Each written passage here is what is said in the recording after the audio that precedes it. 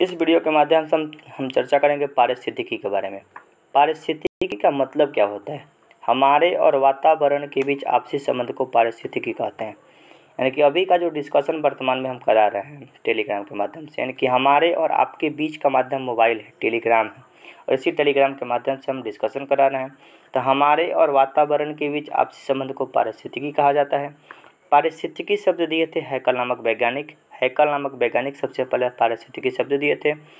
पारिस्थितिकी तंत्र के जनक एजी टांसले को कहा जाता है और भारतीय पारिस्थितिकी तंत्र के जनक रामदेव मिश्रा को कहा जाता है। क्वेश्चन आइए देखते हैं क्या है। जीवधारियों तथा उनके वातावरण के बीच पारस्परिक संबंध को पारिस्थितिकी इकोलॉजी कहा जाता है। इकोलॉजी शब्द का प्रयोग सबसे पहले रिटर नामक वैज्ञानिक किए थे। 1865 में रिटर नामक वैज्ञानिक किए थे। ऑर्नेस्ट हैकल यानी इकोलॉजी शब्द पारिस्थितिकी शब्द का प्रयोग हैकल नामक वैज्ञानिक और रिटर नामक वैज्ञानिक के द्वारा किया गया था। सर्वाधिक अस्थायी पारिस्थितिकी तंत्र महासागर में पूरी तरह का समुद्र में है। सबसे बड़ा महासागर प्रशांत महासागर है और प्रशांत महासागर का ही सबसे गहरा बिंदु का नाम है मैरियाना ट्रेंच। इसको भी याद रखिएगा।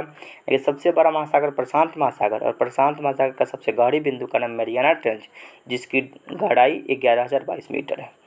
रचना एवं कार्य की दृष्टि से विभिन्न जीव और वातावरण से मिली जुली इकाई को इकोसिस्टम कहा जाता है, पारिस्थितिकी तंत्र कहा जाता है। पारिस्थितिकी तंत्र के बारे में बताए थे एजी टांसले नामक वैज्ञानिक। पारिस्थितिकी तंत्र या परितंत्र शब्द दिए थे सर्वप्रथम 1935 में एजी टांसले नामक वैज्ञानिक। परितंत्र में ऊर्जा का स्रोत क्या है? तो परितंत्र में ऊर्जा का स्रोत सूरज का प्रकाश है। पर्यावरण की कार्यात्मक इकाई को परितंत्र कहा जाता है। पर्यावरण की कार्यात्मक इकाई क्या है? परितंत्र है। पारिस्थितिकी तंत्र में दो प्रकार के घटक होते हैं, जैविक घटक और अजैविक घटक। जैविक घटक का मतलब जिसमें जीवों का अंश होता है उसको जैविक घटक के रूप में याद रखेंगे, और अजैविक घटक के रूप में जिसमें जीवों का अंश नहीं होगा। पेड़ पौधा ये सब जैविक घटक होगा, हवा पानी ये सब पूरी तरीके से अजैविक घटक होगा। जैविक घटक में तीन भागों को विभक्त किया गया है। उत्पादक, उपभोक्ता, अपघटक।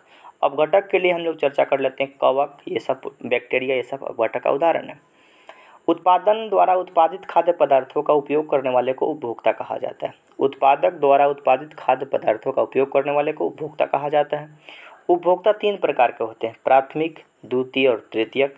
प्राथमिक, द्वितीय और तृतीयक उपभोक्ता में ना ऊर्जा का ट्रांसफर 10% ही होता है। मान लीजिए कि हम लोग प्राथमिक उपभोक्ता से कोई दूसरे उपभोक्ता में खाना खाते हैं तो एनर्जी के ट्रांसफर 10% ही होता है। इस 10% वाले बताने वाले वैज्ञानिक का नाम लिंडमान हुआ करता था, लिंडमान। वे जीव जो हरे पौधे खाते हैं क्या कहलाते हैं? प्राथमिक उपभोक्ता कहलाते हैं, जैसे बकरी, गाय और भैंस।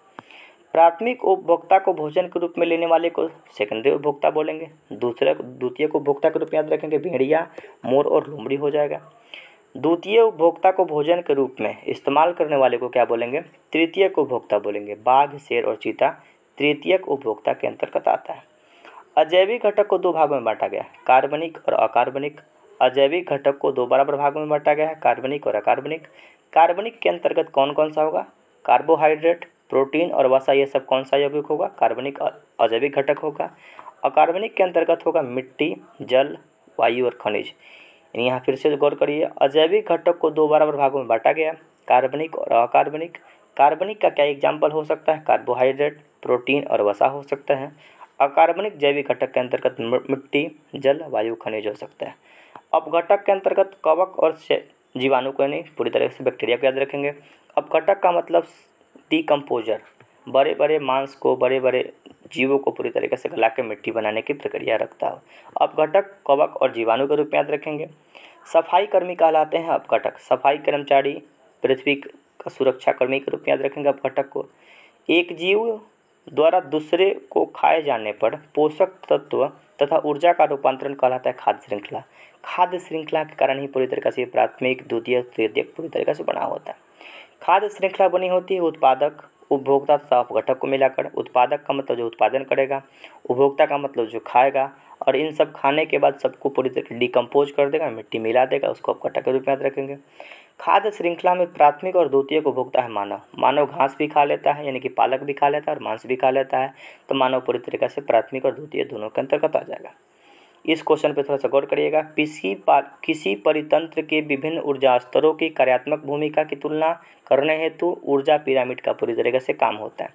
किसी परितंत्र के विभिन्न ऊर्जा स्तरों की कार्यात्मक भूमिका की तुलना करने हेतु प्रदर्शन के ऊर्जा पिरामिड का एक प्रकार का पिरामिड बनता है। पिरामिड का मतलब त्रिभुज के आकार का एक श्रृंखला बनता है। उसी पिरामिड के अनुसार ही पूरी तरीके से एनर्जी का ऊर्जा का पूरी तरह से बात की जाती है। ऊर्जा पिरामिड सदैव सीधा होता है। इस क्वेश्चन पे थोड़ा सा गौर करना है। ऊर्जा पिरामिड हमेशा सीधा होता है। क्वेश्चन पूछा जाता है कि ऊर्जा पिरामिड कैसा होता है, तो पूरी तरीके से सीधे के रूप में इसको याद रखा जा सकता है। ऊर्जा